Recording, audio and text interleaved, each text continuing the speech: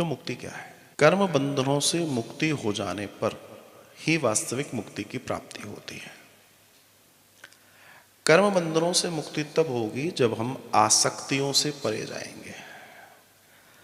आसक्तियों से परे का मेरा तात्पर्य है कि हमारी जब इस दुनिया की प्रत्येक चीज में से आसक्ति, आसक्ति का मतलब उसके प्रति हमारा लगाव अगर समाप्त हो जाता है तो आप तय मान के चलिए आप धीमे धीमे मुक्ति की ओर बढ़ रहे हैं, मतलब मुक्त हो रहे हैं।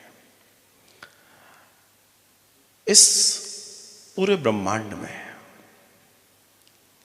हम पृथ्वी पर रहते हैं और हम दुनिया में रहते हैं, और निश्चित तौर पे ये बात सत्य है कि हम दुनिया में आए हैं तो लोगों से हमारा जुड़ाव है, चीज़ों से हमारा जुड़ाव है, स्वयं से हमारा जुड़ाव है। अच्छा, ये जुड़ाव ही धीमे धीमे हमारे अंदर प्रेम, आसक्ति, संबंध के जाल में हम फंसते चले जाते हैं, और जितना इस जाल में हम जाएंगे उतना हम फंसेंगे, उतनी हमारी मुक्ति का मामला भी फंस जाएगा। तो आपने पूछा कि हम अपने लिए मुक्ति के लिए क्या कर सकते हैं, तो मैं सूत्र की बात करूं तो बहुत आसान है कि हम जो भी हैं, जहां भी हैं, जैसे भी हैं, जिस भी स्थिति में हैं, जिन चीजों के प्रभाव से हम ग्रस्त हैं उस प्रभाव से हटने का प्रयास कीजिए। आप कहेंगे कि जी आप मुझे क्या इसके लिए कुछ सरल सा रास्ता बता सकते हैं? तो मैं बताऊं आपको एक सरल सा रास्ता, और वो मैंने जो अपने जीवन में किया और मुझे उससे बहुत लाभ है। मुझे बहुत हद तक अब चीज़ें अपने वश में नहीं कर पाती।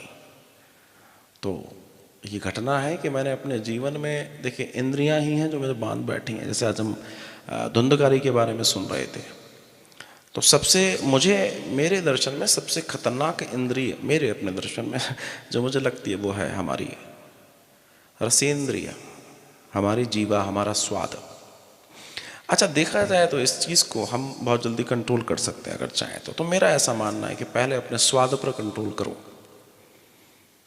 और जिस दिन आप स्वाद पे कंट्रोल कर लेंगे, मुझे ऐसा लगता है, क्योंकि मैंने इस स्थिति को अपने साथ देखा है, और चीज़ों पे कंट्रोल होना बड़ा आसान हो जाएगा। तो ये रास्ता मुक्ति की ओर ले जाता है। एक बात तो ये है। दूसरी बात भक्ति, क्योंकि ये सब आएगा तो फिर भक्ति आएगी, और भक्ति है तो फिर मुक्ति है। ज्ञान है तो मुक्ति है, वैराग्य है तो मुक्ति है, जिसकी हम चर्चा कर रहे हैं। या फिर हमारे